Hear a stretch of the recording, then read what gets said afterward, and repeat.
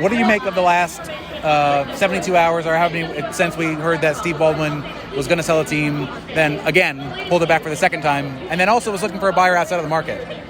What are your thoughts? Absolutely exhausting and infuriating.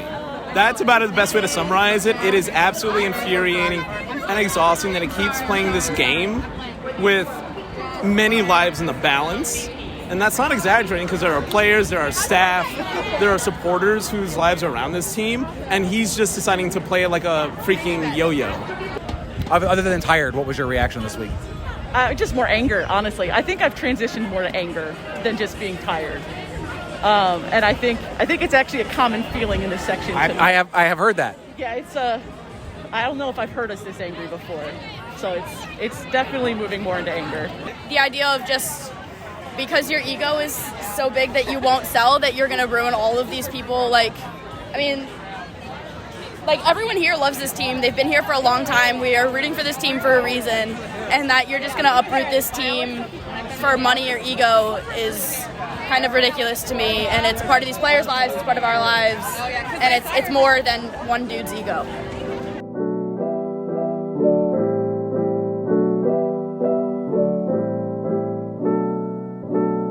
Welcome in, ladies and gentlemen, boys and girls. RFK Refugees Podcast. Ted here, John here, breaking down more DC United, U.S. men's, women's. We're not really going to talk U.S. men's national team. No, we might glance on the topic a bit, but also talking Washington Spirit and all the fun that comes with that. John, how are you doing, my friend? How was your weekend? It was good. I got to go see a 3-0 beatdown of a doormat of a team of racing Louisville, but that was fun. Weather was great. Got an opportunity. Went over there. I got there early and went and had a lobster roll and some oysters over at Salt Line. So really lived it up. Nice. Yep. Lobster rolls are good. I had one. I had one when I went to Key West. Quite good. Love me some lobster rolls. I agree with you. This is an official stance. We don't agree on green sauce, but we can agree on some lobster rolls. That's for sure. Never agree on green sauce. By the way, you did not post a picture of you having pupusas with green sauce. Sometimes I'm proud of you. I'm proud of you. I'm proud of you. No, I'm proud of you. I'm proud of you. I thought about it. That. You're stepping up in the world. You are not. Anyway, I got a torta. I almost put green sauce on it just to troll, but then they don't have it there, so I couldn't. Yes, well, unfortunately, I could not make it to Audi Field. I went to a concert at the National, which was fun. Got to see the Struts play. I love that venue. Great performance. Yeah, great performance. Great venue, too. Still the same, probably looks exactly the same as it did. Everybody had to be vaccinated, which is a policy maybe certain members of my sports team should maybe implement. Even you, Richmond Kickers, which, by the way, we should talk about. How good was Brian Moran's goal, by the way? I just want to drop that right there. Oh, it was so good. Kickers I saw it. I know. I know that it was good. See, you only post when you want to be mad. You don't post any. I guess I took over the feed, and I'm like, everybody was so pissed about the national team. I'm like, let me post some positivity. Let me get away from the cesspool that is negativity about the U.S. men's national team. Kickers 2-1 victors over North Texas in front of what I assume is like 10 people who were bored just hanging around the old Texas Ranger Stadium. Oh, let's go watch a soccer game. That's what I assume anyway. There was hardly anyone there. Very odd venue they play in. I don't really understand the move that they made out there. But Kickers, I might get a home playoff game. I'm very excited about this. Very excited about this. But let's dive into the actual topics. as John just completely he decides he's just gonna wait. I iced you. He totally iced me. I'm used to it. You do it all the time. It's okay. Only without Richmond Kickers content. Exclusively.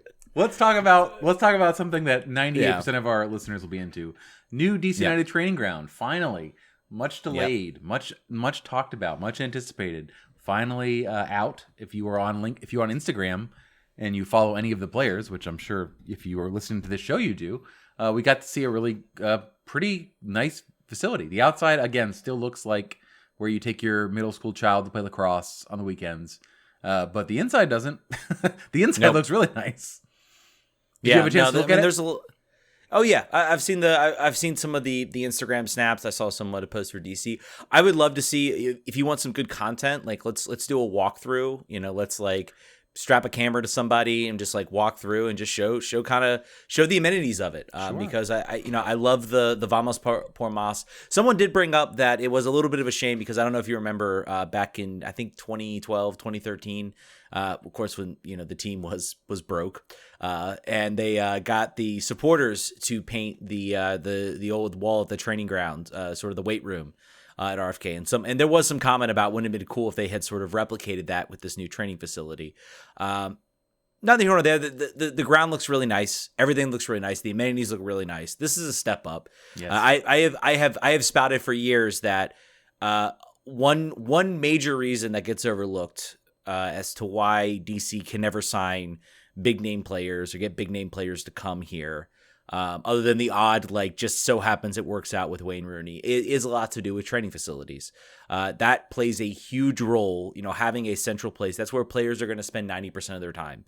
90% of their time of their contract, they're going to be in a training facility. And if it is not at least modern, it doesn't have to be flashy. It doesn't have to have, crazy amenities. If it's as long as it is good, it works for the players. It keeps players from being injured. That's another huge benefit. Mm-hmm. I won't say that like a lack of a good training facility has led to every reason that DC United's been injured, but it can play a role, let's say, in how players can recover and what they have access to. So good to see. It looks great. It looks like it's something the players are really excited about too. So that's always good to see. Who's really excited about it is Paul, Julian, Russell, and Seitz. They all live like 5 minutes from the facility. Drew Skendrich and Andy live out there. All the Spirit players, most of them live out there. So I'm not sure when they make the move. I don't know if it's just DC United at the start to sort of get things settled. I don't know if they've finished all of the other locker rooms. The goal, of course, is to have, and the promise was to have this be the facility for DC United, for the Academy, for Loudoun, for the Spirit. Mm-hmm. So we'll see how that goes here in the next couple of weeks. And you talked about you'd like to see a walkthrough. Maybe your boy here has already DM'd the VP of comms for DC United to see if we can get us a podcast tour. If you're listening, Zach, this is me putting the public pressure on you. I think it would be good content for both of us. So I'll drive out to Loudoun. We'll get Ted to do it on a weekend. We'll make it happen. We'll figure it out. Figure it out. But really cool to see. Really cool to see the team finally get that. And grass fields out. The training fields look great. No longer the RFK auxiliary fields.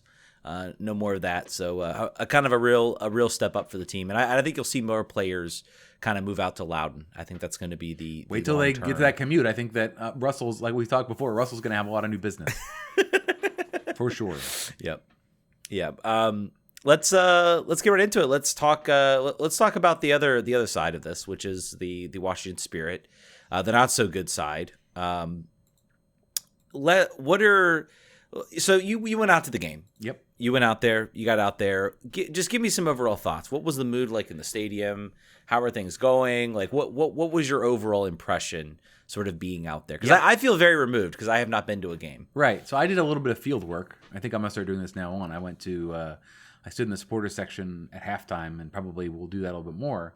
But I talked to some folks in the stands, and I talked to Angie, who is, I think, I'm not sure of her title, but she's like the major representative of the squadron. I don't know if they have like a president or whatever. I should probably look that up.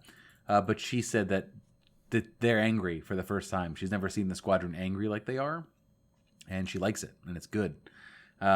It was an interesting atmosphere, right? Like, I think anytime a 3-0 victory is fun because everybody likes goals and wants to win. But there's just there is definitely a vibe going on around the stadium. Like things are not good. Things have not been good, despite the fact it was great to see them actually on the field, not taking a 3-0 forfeit. Everyone loves to see that.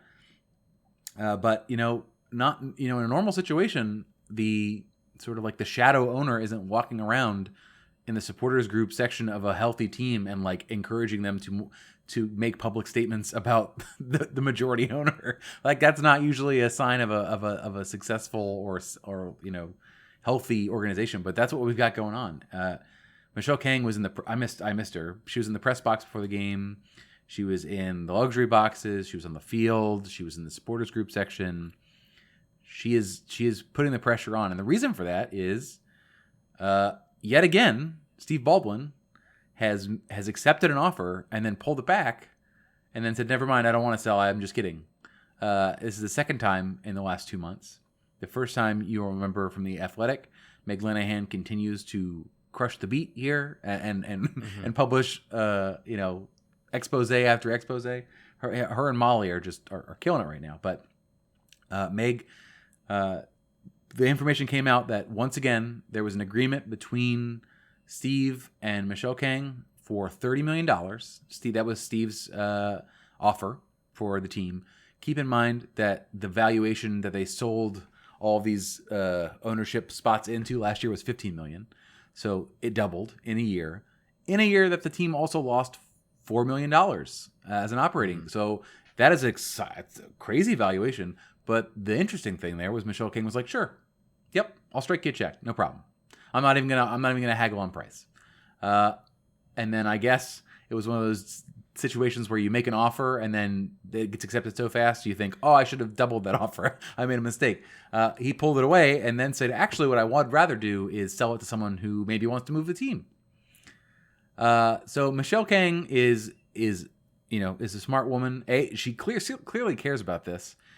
She was willing to pay more than the franchise was worth, absorb its debts, not even negotiate, and to take over this team and to put it on the right path. But she knows now that the clock is ticking. If Steve Baldwin and Larry, not Larry, who's the other majority owner? The other guy that's 30%. Bill Lynch. If Steve and Bill they maintain majority voting rights, they're the ones who can approve the sale to whoever it goes to. NWSL has not shown a desire to wade into internal ownership politics so far.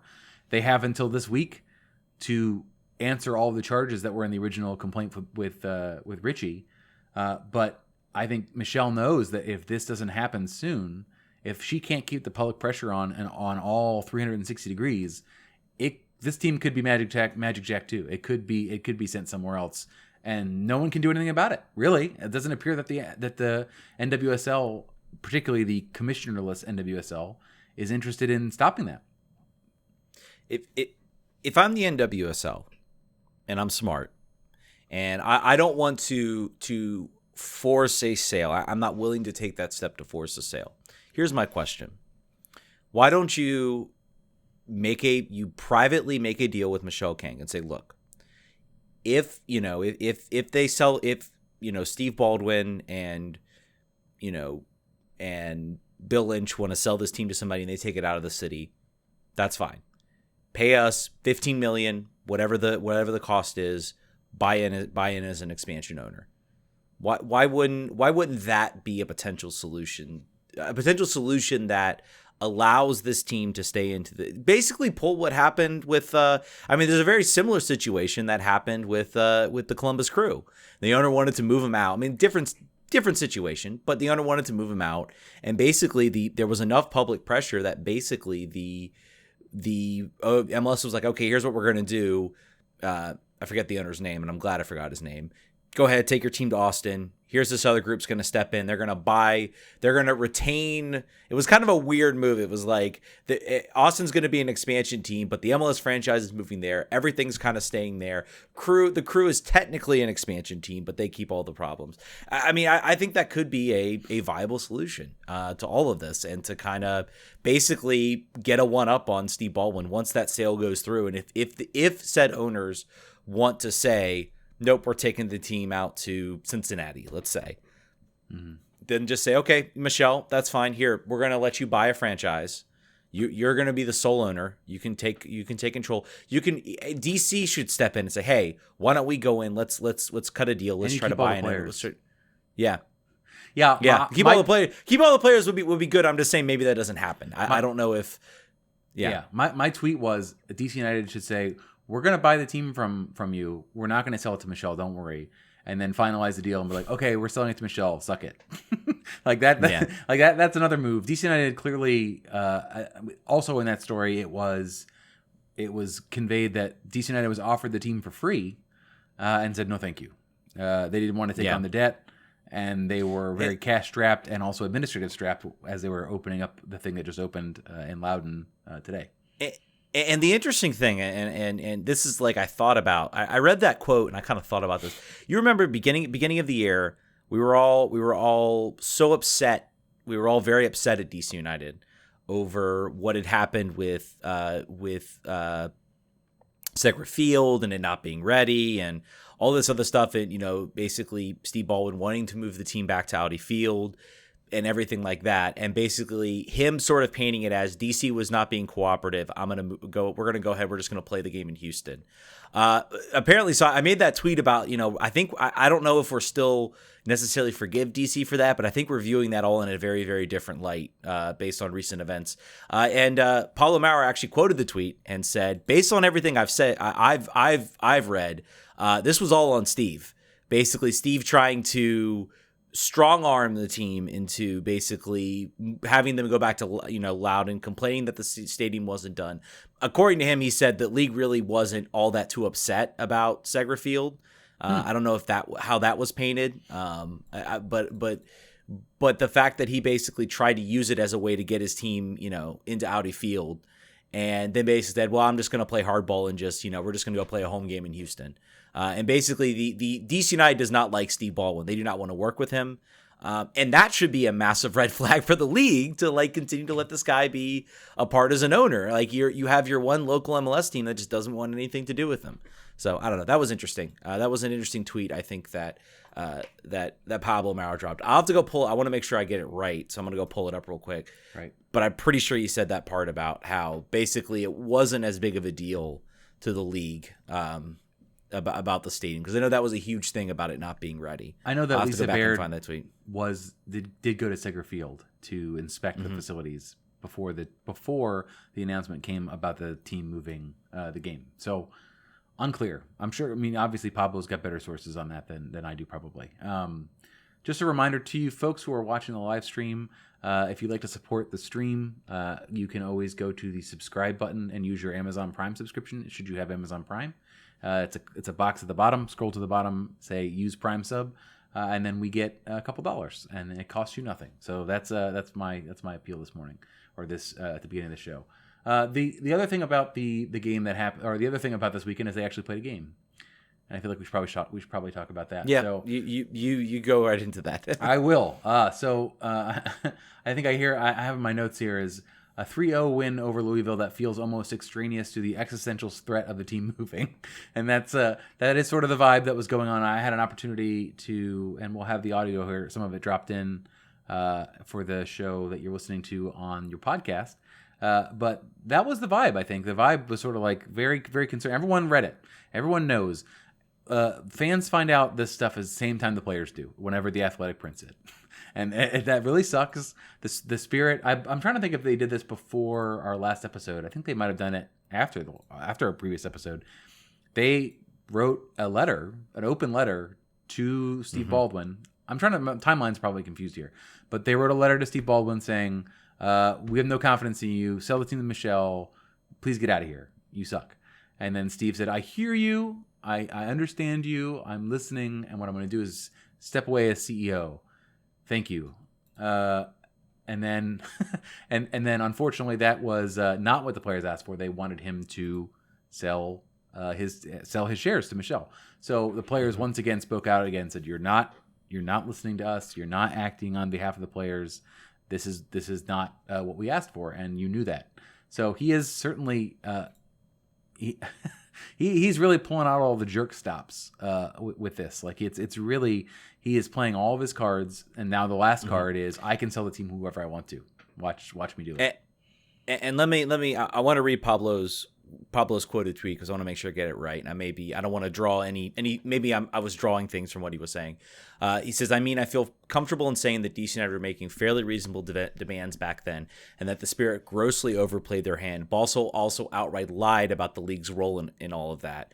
I've seen what I need to see to confidently say that. So I think he's implying that the league was basically okay, Segra's, as long as some things get done, we'll allow this one game. And Baldwin was trying to play it off like the league's doesn't like this, DC. We need to move to Audi Field. And they're just like, no, we'll make some reasonable demands. So just want to make sure I get that quote right. I don't want to misquote Pablo. So this is, I'll read the response. The response here. So the original letter was released on, I think Monday, and this was on Tuesday of last week. Steve, today you stepped down as CEO and managing partner. We're disappointed and frustrated that we received no direct response from you to our letter, or even an acknowledgement that you received it. We have shown incredible restraint by not commenting publicly on all the infractions committed by the club and abuse we have experienced. We are open and honest with you after holding our voices for a long time. In your statement, you declared your commitment to returning the focus to the players. Returning to our phones post-training with yet another news story about our club is a distraction to our game preparation, our season, and our careers. We realize some of your efforts may have been sincere, but that time is past. Right now, as we look across the soccer landscape packed with painful stories of sexual abuse, emotional abuse, and team mismanagement, we, along with our peers, are suffering. We want to stand in solidarity with them rather than being dragged into what appears to us to be an ego-driven battle. We would like for the focus to actually return to the players. When we asked for you to step back from management, we clearly meant that you should not retain any management control. We are sure you understood that. You still have a firm grip as majority owner on the decisions that need to be made at the club, even if they are made behind a veil. In your final act as managing partner, you pass the baton to someone you hired who has virtually no experience in the role you left to him. That is Ben Olsen, should the subtext not be clear. We have no confidence in that management structure, especially on the soccer operations side, and we don't have reason to believe that you won't be involved. This is not a fresh start. Let us be clear. The person we trust is Michelle. She continuously puts players' needs and interests first. She listens. She believes that this can be a profitable business, and you have always said you intended to hand the team over to female ownership. That moment is now. Please sell to Michelle at a reasonable price and uphold your stated intention in 2019 of donating any profit you see to the Maryland Soccer Foundation, the players of the Washington Spirit. So that sort of outspoken solidarity of players against their ownership in public doesn't have a lot of precedent. That's very, very, very uncommon. To have done it twice now in the past week is even more unprecedented. The unified nature of it amongst the players too is also. I mean, you've had plenty of players that have spoken out against ownership over. I mean, plenty of players have done that. The unified nature at which all the players posted this. This was a collective effort to say, you need to get out of here right now. Yep. We have somebody we trust and respect. Please sell it to her. And the DC United players have shared a similar statement of support, which is good. Finally, it was a little bit late, but I'm glad they did it. Yeah, I mean, the challenge here is the league itself is weak. The ability of administratively of the league to project its power onto the franchises is extraordinary. Never been weaker. This is the weakest it's ever been. The only thing that's going in the Spirit's benefit is that they were the first sort of dam to break on everything breaking loose in NWSL. So if NWSL as a whole, including the other owners, really want to clean house and fix the problem, this is where they could. If what's happening is actually an owner who has been proven to have hired a coach who has abused his players so much to the point that he is banned from coaching any NWSL players, is able to hold his team hostage, not sell to the other female owner who wants the team and will pay for it, but instead sell it to an external party to move it. If they don't stop that, then I don't really. We talked about before about what the future of the league looks like. I'm not sure what the future of the league looks like in a situation where that can happen. From a fan standpoint, there's already sort of unified fan support of getting rid of Steve Baldwin across the league and all the supporters groups. I mean, taking this teams move, right? And the NWSL, that happens. Boston Breakers have done it. The Utah Royals have done it. Stuff happens for different reasons. This happening for this reason, however, would, I feel like, maybe be like a line that you can't cross. Maybe I'm wrong, and maybe we're biased because of the fact that we support the team. But I can't imagine. I just don't know. Anyway, I don't know either. I don't know. I thought this was nearing an end point, and we're still here. We thought that. We did think that. I was fully expecting next week to come on and be like, there's now there, and really the part that gets me, of course, is the idea that the team might leave, and that really that really puts a damper on trying to be happy about a 3-0 victory. Yep. I'm watching Trinity Rodman's amazing pass, two great plays she makes to create two goals for Ashley Hatch, and it's really hard to get excited about that with the idea that you are facing the idea that next season you might not even have a team to support. Right. And that adds anxiety as a fan. Why am I getting myself so hyped about this when it might not even be here next year? I wasn't, remember I posted that meme or whatever, the wrestling meme about, me enjoying the spirit and then the upcoming expansion drafts. Mm-hmm. I wasn't expecting it to actually be a owner that is deciding to act like a big baby, basically. So, yeah, that is basically what's happening. Although that is the case, quickly, Ashley Hatch, as mentioned, scored 2 goals. She is now once again tied for the Golden Boot. This is a player who has missed some games for injury, for concussion. The team has missed 2 games due to forfeit, and she's still tied for first with Bethany Balser and Rachel Daly with 9 goals and 2 assists for Rodman. Quick question. Yeah. Quick question. Why is she never talked about, I guess, from like being a national team prospect? I think at this point, yeah. The depth at forward hurts her.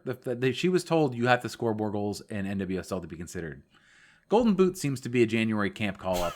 What else can she do at that point? If that doesn't get her in, I understand the talent. Obviously, Alex Morgan's still there. She's still, I think, has at least one more cycle left in her. Kristen Press, obviously, I think this is kind of her moment. She's an incredibly talented player, not doubting her talent at all. But as a player, maybe you bring on as a 60th, 70th minute sub, some person that can maybe be that sort of out and out sort of target type forward. Right, her height and physicality make her a little bit different. I mean, that you haven't had that kind of player since Abby Wambach retired, as far as a vertical threat in the box. She does other things other than that, obviously, and has scored most of her goals in different ways. But anyway, she had an opportunity to put some more on the board and was able to do that. You mentioned Trinity Rodman's assist, and it was absolutely ridiculous. Steals the ball around midfield, takes about 5 or 6 steps inside, crosses the ball all the way past a diving defender, like inch perfect, right over her head, and onto a running Ashley Hatch. And then the goal that sealed it was sort of a picking the pocket of the goalkeeper and playing around to Ashley Hatch to tap it in on a game that was already over, but she was continuing.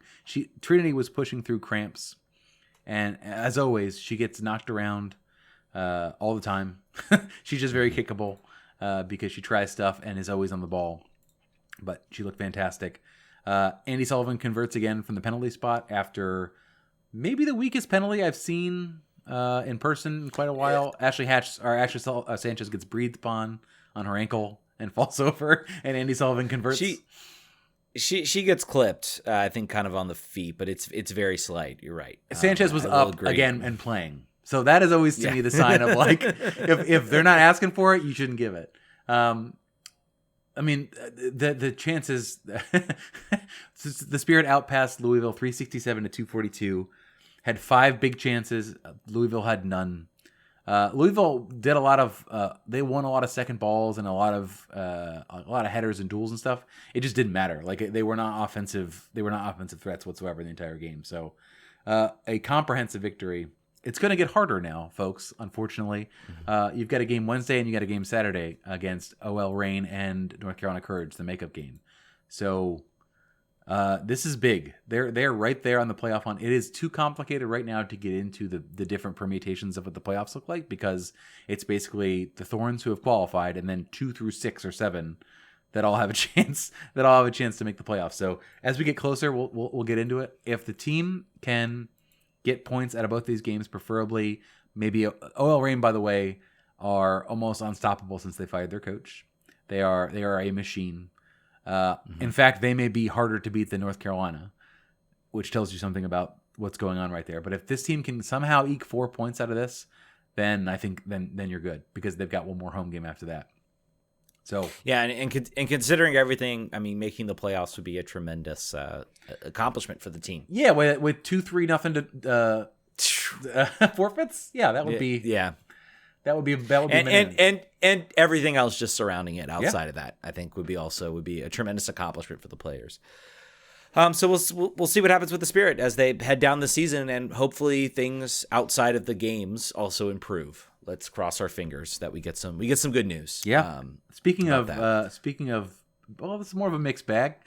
DC United didn't play this week, obviously, because of international duty, but we've got some. We've been asked for this before, sort of like a rundown on how have our players done on international duty. Well, guess what?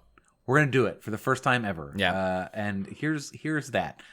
Here's some good news to start. Our designated player and record-setting transfer fee player, Edson Flores, injured to the point of needing an MRI and being ruled out for the next 2 Peru games, one of which I think happened today.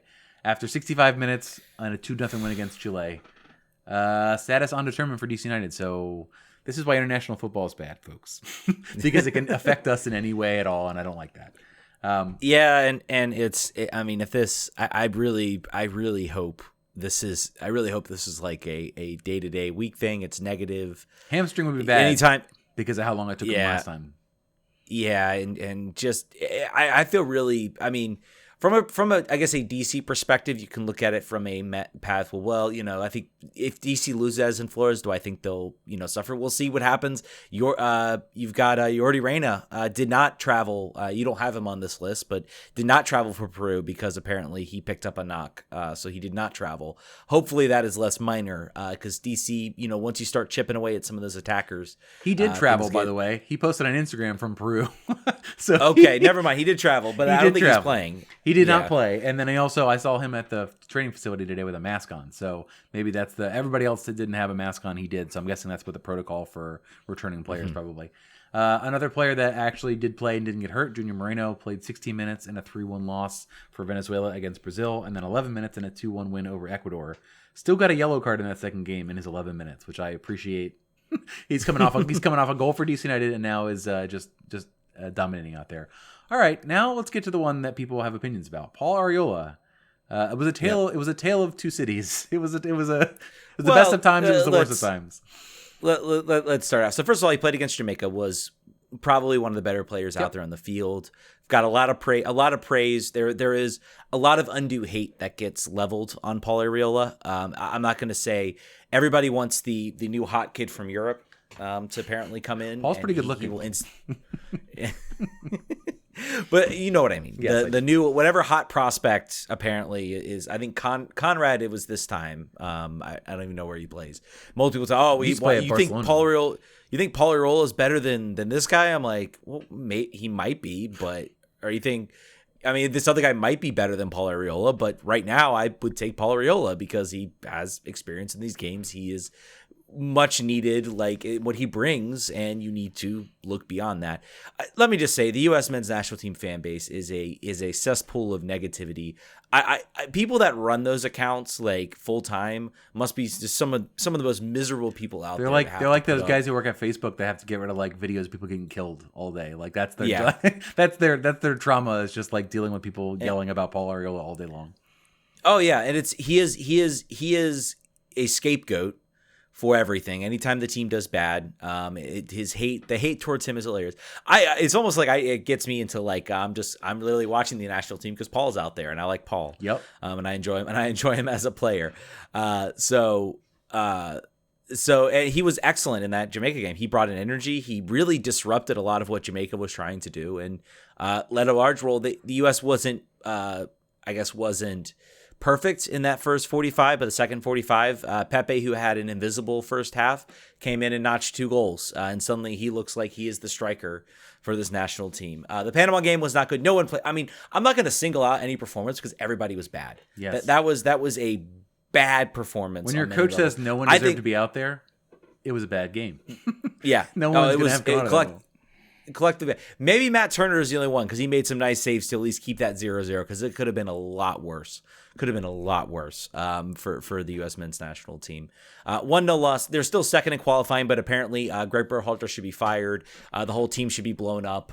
They shouldn't even try. That's apparently what I'm getting, even though the team for right now is still qualified. Now I know they've got tougher road games coming up, but be like me and don't care, and then nothing hurts you. That's the best way to get through life, I tell you. It is honestly the best way right now to watch the national team. Whatever, because who cares? Don't get hurt, United players.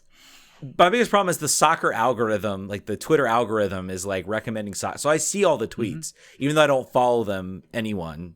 I don't follow any of these people. I see all the tweets about micromanaging the team. And I will say, the only people I really listen talk national team is Sham State School and Paul Tenario, because I think they're the most level-headed of the two. And I forget which one who made the point, but he said, look, we can yell about Greg all we want. The players were bad. Like, the players just were not good. Like, we can maybe argue, maybe make All some criticisms. Yeah, all of them. What is Greg supposed to do? You say, well, he should have brought this guy and this guy. Okay, well, we know these players can play better. We know Giassi Zardes can play better. We know Paul can play better. We know Timothy Weah can play better. We know even the European guys that were out there did not play well. And no one played well in that game. And here's here's the argument against this is that when the roster is announced, everyone wasn't like, oh, we're going to lose these games because these players are picked that were wrong. No. So, like, all he could do is pick the players. Everyone said, okay, yeah, there's some players I would have had, but we'll win these games. The fact that they put a stinker against Panama and lost with the players that everyone said were fine. Now, granted, I think I think they rotated kind of a lot here because they thought that maybe they could do a little bit more with what they had. They didn't. But all those players should have been able to get that result. And a shorthanded Panama team who had lost previously, I believe. They should have won because of the players, not because of the coach. So either way, the most hilarious moment. The most hilarious moment of the game was the end, where there was like 7 minutes of extra time, and I'm pretty sure pitch invaders, multiple balls, the multi-ball version of CONCACAF was well and true. And I'm pretty sure wasted about 4. Not the U.S. I think would have tied that game. They were just so bad. They weren't like pushing towards an equalizer and then that the referee took it away from him. But it was kind of funny. I'm pretty sure at least 4 minutes of that 7 minutes were literally wasted on pitch invaders and multiple balls being thrown on the field. And then at 7 minutes, the referee called time. He was like, you know what? I'm out. I'm done. There's just I'm not even more balls in the field. We just can't have any more of this. Yeah. Yeah, I think that might have been the nature of just like that. That's it. There's no way we're going to finish this game. I also don't think it would have mattered. That's CONCACAF for you. I don't think the U.S. would have scored. Nope. I was talking. They could have given the U.S. another 30 minutes, and they still would not have done much of anything. That's what I said to my friend. She's like, 7 minutes. They might score. I was like, no, they will not. They really won't. Another player who played for his national team, Andy Nahar, played twice. Played the full 90 against Costa Rica for the draw, getting an 8.0 on FootMob, which is great, and then getting a 6 in his 15-minute appearance against Mexico. He appears to have not been injured, which is the most important information that one can to deem about that. I would be totally happy if he doesn't play. Just don't play him. Yeah, Nahar, man. I mean, I know you want to play for your country. Maybe just I got some tightness in my hamstring. I think I need to go home. Yeah, we need you, buddy. Please, just get him qualified and then wait until the World Cup. That's what I prefer. Yeah. And then, last but not least, I have to make sure to the stands that have made themselves very, very noticeable. Eric Sorga, a goal machine in Europe, scored He scored a goal. I think it was the winning goal, the first goal for Estonia, 2-0 win over Belarus. And has scored 3 goals in 6 games for VVV Venlo. Of course, VVV Venlo, that's fun to say. VVV Venlo, I believe is how you say it, is in the 2nd division in the Netherlands, a already goal-friendly country to score in. I think Josie scored like 75 goals there when he played for AZ Alkmaar. All I want, man, is I want him to play well enough to get a transfer in January. That's all I want. And if he wants to do that, God bless him. I think that's great. That opens up an international spot, and it'll be a good piece of business because I think we paid $1 million for him, if I remember correctly. Yeah. Venlo might do that for if he's the leading scorer. I don't think $1.5 million is too crazy. But yeah. So it's fun to have a team that has, multiple internationals in play. It's a good sign. I feel like we're. Normally we'd have more. We'd have Joseph Mora usually. I'm trying to think who else that was hurt would have potentially have been on the. Jordi Reyna would have been one. Would have been on there. I think Ola deserves a Norway recall. That's what we need to get that going. And on the chat, Ola for Norway hashtag make that happen. There's this guy called Erling Haaland. Maybe you've heard of him. He needs a second striker. There you go. You got to have somebody else on the field. Yeah, but Eric Sorga probably on his way out, so he will be dropped from the list. But hey, if DC makes money off him, Red Bull killer. Red Bull killer. Loudoun United got a win, 3-2 over Miami FC in a crazy, crazy, crazy game. Are you there, John? I'm sorry. Yes, I am there. Loudoun United 3-2 win over Miami FC. That's crazy because Miami had 48 points and was about to clinch their playoff spot, but didn't because Loudoun beat them 3-2, and they were down to 10 men for 75 minutes of that. Jacob Green with a goal, Ted Cudipietro with a penalty kick, and Giovanni Bolivar with a goal. I'm wondering, so Ted Cudipietro is out there taking penalties for this team. What, if anything, does that mean? Does that mean he is? I mean, I think we're all kind of looking at him. He was one of the guys signed who we thought might, maybe step into the DC United team. It was looking a little bit like maybe not. Now he's a friend of the show. We have interviewed him in the past. I'm curious, where do you see him? Do you think he maybe makes a jump here? Maybe as an opportunity. Maybe he gets some appearances. So far, he's started to look pretty good. To kind of close out the season. Ryan Martin was hinting at you might see some of these players on DC United here in the future, and with Ted scoring 7 for Loudoun, I think it's entirely possible that this is it. That he's the player that you're looking at. So that would be great. I think that would be a big plus for him. He's played. Mm-hmm. The thing for him was to stay healthy and play a full season, and he's done that. So I think that there's a very strong possibility that they sign him to a contract. Yep, and Jacob Green, we should highlight, first goal for the team as well. Another guy who I believe DC has signed. Yeah, DC has signed him to. I think Ted Cudipietro is just signed for Loudoun, and Jacob Green is actually signed for DC United. So great to see him get an appearance and get a goal. So look, I think right now, I think this team is kind of riding out until the MLS Reserve League starts up, which they'll probably join that next season. That might impact who they play, who they sign. They are a development team, pure and simple. So yeah, tough. But good to see a win. Good to see Ryan Martin get the 3 points to at least gives this team some solace. At least that was a fun game. If we're not, we said this with DC. If you're not going to be good, at least be entertaining. The Loudoun United hasn't been entertaining this year. They've been mostly bad. So, it's good to see them be entertaining. All right, we got DC United versus Nashville coming up, and I guess we got a little bit of preview. Obviously, we've played them. They are a very defensive team. Mukhtar's out there. They are cruising right now to second place. They basically have locked up second place. So we got a home game. Two big home games coming for this team. John, I want to get your thoughts here. Do you think 6 points is a must out of these two games against Nashville and New England? I think because it's so dense right now from a standings perspective, I think it such depends on the other games that are going on. I don't think either of these are gimmies. Obviously, they're both teams that I believe above them in the standings or very near them. So, no, I don't think it's a gimme. I think a win out of those two would be good. I think 4 points is ideal, or 6 points is obviously ideal, but 4 would be great. What do you think? I want to say I think 4 points. I think 3 to 4 is enough for me to say this team will make the playoffs. We're going to be fine. We win one of these two games, we're going to make the playoffs. I think that is. I personally believe that because the schedule gets a little bit easier on the back end. This is kind of the last really tough grind, I guess, other than the New York City game. But I mean, I do look at Nashville and 0-0 draw with Chicago, 2-2 draw with Orlando, a 0-0 draw with New York. I mean, they're maybe they're hitting a little bit of a snag, I think, and they are in that hunt. They're in danger of losing that second place spot. So I think it's an opportunity for the team maybe to pounce on them at home. I'll be very curious to see what DC looks like as far as health wise. I mean, it's a lot. I mean, if we're without Jordi Reyna, we're without Edison Flores. Then someone else is going to have to step up and provide goals. Who plays that left wing spot if depending on injury. So I'll be very curious. I think the fact that Jordi Reyna is walking around gives me at least some hope that it's not bad, that he at least is somewhat healthy. He's showing up to training. I think that gives me hope that he'll be good to go for the game against Nashville. I think that would be pretty bad if he was not able to be out there.